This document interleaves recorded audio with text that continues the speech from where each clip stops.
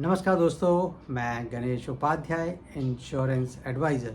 दोस्तों, मेरे इस यूट्यूब के माध्यम से आपको इंश्योरेंस के संबंध में बहुत सारी जानकारियाँ मिल रही होंगी और उम्मीद करता हूँ कि आप उनसे बेनिफिट भी ले रहे होंगे।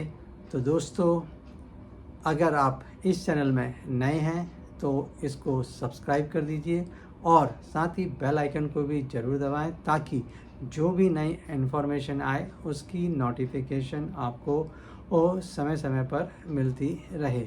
जी हाँ दोस्तों, आपको इंश्योरेंस के संबंध में बहुत सारी जानकारियाँ मिल रही होंगी और बहुत बार आपसे जब लोग मिलते होंगे इंश्योरेंस के लिए तो आपका अक्सर जवाब होता होगा कि मैंने पहले से ही इंश्योरेंस ले रखा है, हेल्थ इंश्योरेंस भी ले रखा है, मुझे और इंश्योरेंस की ज़रूरत नहीं है, या आप कह सकते हैं कि मुझे और इन्वेस्टमेंट की ज़रूरत नहीं है।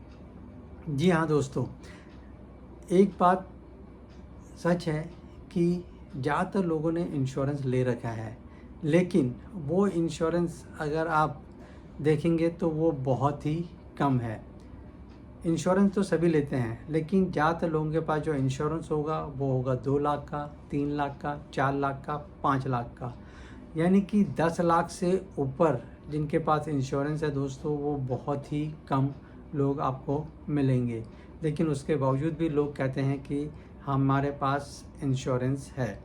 तो दोस्तों, आज हम इसी के बारे में ही बात करेंगे और जानेंगे कि आपको आपके रिटायरमेंट के लिए, बच्चों की एजुकेशन, मैरिज के लिए कितने फ़ंड की ज़रूरत है। और उम्मीद करता हूँ कि आपको ये वीडियो पसंद आएगी, तो इसे लास्ट तक ज़रूर देखें क्योंकि इसमें आपको बहुत सारी महत्वपूर्ण जानकारी मिलने वाली है। तो दोस्तों, आइए शुरू करते हैं। दोस्तों, ये आपके सामने एक बैलेंस शीट है। इसमें आप देख रहे होंगे कि 2 कॉलम बने हुए हैं, एक है इन केस ऑफ सर्वाइवल और दूसरा है इन केस ऑफ डेथ। हम पहले बात करेंगे इन केस ऑफ सर्वाइवल की।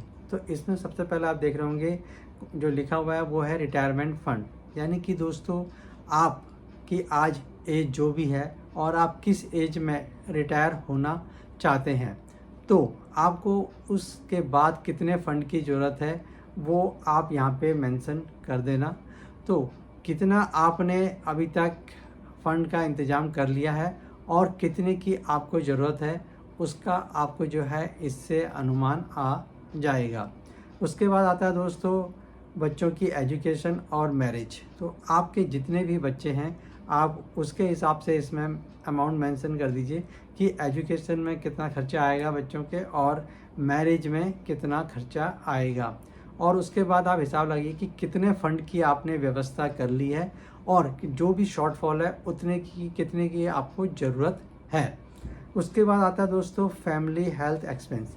इसमें भी अगर आप देखिएगा कि आपने कितने जो है फ़ंड की व्यवस्था कर रखी है या कितने का आपने इंश्योरेंस ले रखा है मेडिक्लेम और कितने की आपको ज़रूरत है। क्योंकि दोस्तों ये डिपेंड करता है आदमी की जो है फैमिली के स्टेटस के ऊपर कि आप कौन से क्लास से डिपेंड करते हो। अगर आप लोअर क्लास में हो या मिडिल क्लास में हो या अपर क्लास से हो, क्योंकि बहुत से लोगों से अगर बात करें मेडिक्लेम की तो वो कहते हैं कि हम अपना इलाज सरकारी अस्पताल में करा लेंगे और कुछ लोग जो होते हैं वो प्राइवेट हॉस्पिटल में पसंद करते हैं क्योंकि कहते हैं कि सरकारी अस्पताल में धक्के खाना हमारे बस की नहीं है, रोज़ रोज़ छुट्टी कौन करे। तो कहने का मतलब यह है कि अगर किसी को डेंगू हुआ है तो अगर वो अपना इलाज सरकारी अस्पताल में कराएगा तो उसका बहुत ही कम खर्च आएगा और वही इलाज अगर हम किसी छोटे हॉस्पिटल में कराएंगे तो वहाँ 40,000, 50,000, 1 लाख तक का आएगा। लेकिन अगर उसी डेंगू का इलाज अगर हम किसी बड़े हॉस्पिटल में कराएं तो दोस्तों वहाँ पे 2 लाख, 3 लाख, 4 लाख तक का भी खर्चा पहुँच जाता है। तो ये डिपेंड करता है आपके ऊपर कि आप कौन से हॉस्पिटल में अपना ट्रीटमेंट लेना चाहते हो। उसके बाद आता है दोस्तों सोशल रिस्पॉन्सिबिलिटी। यानी कि अगर आप समाज में रहते हो तो आपको समाज में रह के बहुत सारे जो सोशल रिस्पॉन्सिबिलिटी होती हैं वो भी निभानी होती है। जैसे कि घर में किसी की शादी हो या किसी का बर्थडे हो, हमारे यहाँ पे साल भर में बहुत से फेस्टिवल्स आते हैं, तो उसमें भी बहुत सारा खर्च होता है। तो इसके लिए भी आपने कितने अमाउंट की आपको ज़रूरत पड़ती है और कितना आपके पास है और कितने की और ज़रूरत है। और बहुत सी जगह तो ऐसा भी होता है जिनके वहाँ रिवाज होते हैं कि अगर आपके भांजा है या भांजी है तो उसके वहाँ पे जो है सारा का सारा खर्च जो है मामा को ही देना होता है। तो अगर आपकी फैमिली में भी अगर ऐसा रिवाज है तो आप सोचिए कि आपको उस समय जो फंड की ज़रूरत पड़ेगी वो आपने अभी से उसकी व्यवस्था की है या नहीं।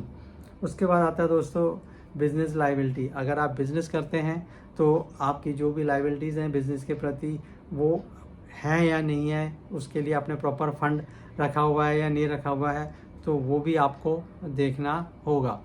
तो दोस्तों ये तो है इन केस ऑफ सर्वाइवल कि अगर आप सर्वाइव करते हो तो आपको रिटायरमेंट के लिए भी फ़ंड चाहिए, बच्चों की एजुकेशन के लिए भी चाहिए, उनके मैरिज के लिए भी चाहिए, आपको हेल्थ में भी जो आपका अच्छा खासा खर्च होगा, क्योंकि जैसे जैसे एज बढ़ती जाती है वैसे वैसे बीमारियों की संभावना भी ज़्यादा होती है और उसमें मेडिकल एक्सपेंस भी काफ़ी होता है और उसके बाद बिजनेस लायबिलिटीज़ भी बहुत बढ़ती रहती हैं।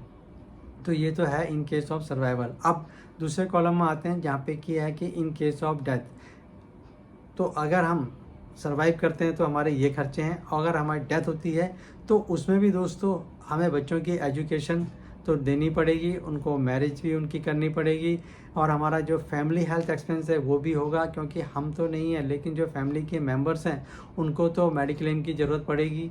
साथ में सोशल रिस्पॉन्सिबिलिटी, यानी कि जो भी हमारे फेस्टिवल आते हैं या फैमिली में जो भी शादी होंगी तो उसमें भी हमारा खर्च होगा ही होगा, तो हम रहें या ना रहें ये सारे के सारी चीज़ें तो दोस्तों एज इट इज़ रहेंगी ही। और जो बिज़नेस लायबिलिटी है, जो बिज़नेस है हमारा, उसमें भी खर्च होगा ही। तो इसका हमारे रहने से या नहीं रहने से कोई फ़र्क नहीं पड़ता दोस्तों, ये सारी की सारी चीज़ें तो होंगी। तो ये इसलिए ये इन केस ऑफ सर्वाइवल में भी ज़रूरत है और इन केस ऑफ डेथ के कंडीशन में भी ये चीज़ें हमें चाहिए ही चाहिए। उसके बाद आती है जो एक आती है पर्सनल लायबिलिटीज़, यानी कि अगर आपने कार लोन ले रखा है या होम लोन ले रखा है, पर्सनल लोन ले रखा है, ये सारी चीज़ें पर्सनल लायबिलिटीज़ हैं। कई बार आपने देखा होगा या सुना भी होगा कि उसने अपना लोन नहीं चुकाया तो बैंक वाले आके उसकी गाड़ी ले गए या उनके घर में कुर्की हो गई क्योंकि उन्होंने लोन का अमाउंट नहीं दिया। तो ये चीज़ें भी दोस्तों बहुत ज़रूरी हैं। और आता है फिर मेंटेनेंस फ़ंड, यानी कि हमारे नहीं रहने के बाद फैमिली में जो मेंटेनेंस फ़ंड है वो कहाँ से पूरा होगा, क्या हमने उसकी कोई व्यवस्था कर रखी है। तो ये सोचिए कि आप कि ये जो भी है और जितने साल तक आपने काम करना था, जो आपने सोचा था कि मैं इतने साल के बाद रिटायर हो जाऊंगा, तो उतने साल तक जो खर्चा होना है फैमिली के लिए वो कहाँ से होगा, क्या हमने उसकी व्यवस्था कर रखी है।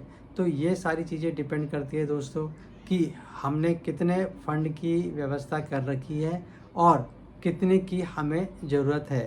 तो अब इस बैलेंस शीट को देखकर आपको अनुमान लग गया होगा कि आपने कितने फ़ंड की व्यवस्था कर रखी है और कितने फ़ंड की आपको और ज़रूरत है। तो दोस्तों अगर इसके बारे में अगर आपको कोई कन्फ्यूज़न है या आप इसको सही से समझना चाहते हैं तो आप मुझे कॉल कर सकते हैं या फिर व्हाट्सएप पे कमेंट भी कर सकते हैं इसके बारे में डिटेल में जानने के लिए। और अगर आप चाहते हैं कि आपका भी फैमिली का जो रिटायरमेंट फ़ंड और मेंटेनेंस फ़ंड की व्यवस्था के लिए, तो उसकी भी आपको इसमें जो है मदद मिल जाएगी। तो दोस्तों उम्मीद करता हूँ कि आपको ये वीडियो पसंद आई होगी, तो इसको लाइक एंड शेयर करना ना भूलें। और अगर अभी तक आपने इस चैनल को सब्सक्राइब नहीं किया तो इसे सब्सक्राइब कर लें। तो दोस्तों अब आपको ये कन्फ्यूज़न नहीं रहेगी कि मैंने तो इंश्योरेंस ले रखा है या मैंने पर्याप्त जो है इन्वेस्टमेंट कर रखी है, मेरे पास सफिशिएंट फ़ंड है, अब मुझे और फंड की ज़रूरत नहीं है। तो इसको देख के आपको बैलेंस शीट को देख के आपको अनुमान लग गया होगा कि आपको कितने फ़ंड की ज़रूरत है। तो दोस्तों बहुत ही जल्दी मिलेंगे एक नई वीडियो में और एक नई जानकारी के साथ। तब तक के लिए दोस्तों धन्यवाद।